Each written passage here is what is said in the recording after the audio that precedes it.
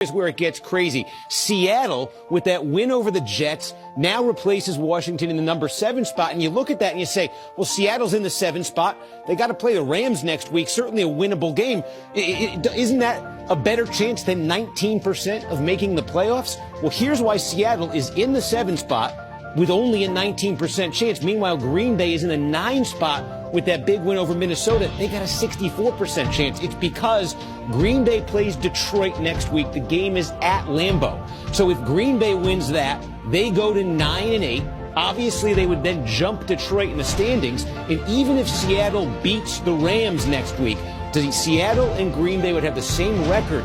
Green Bay's win next week would be a conference win. If they beat Detroit, it's an NFC win. And by winning another conference game, Green Bay would overtake Seattle in the tiebreaker. They would come down to conference record. Right now, Seattle has that advantage over Green Bay, but one more conference win for Green Bay, they get the tiebreaker, they jump Seattle. So it's Green Bay in 9th place right now that controls the path to the playoffs. Seattle would need to win next week and have Green Bay lose.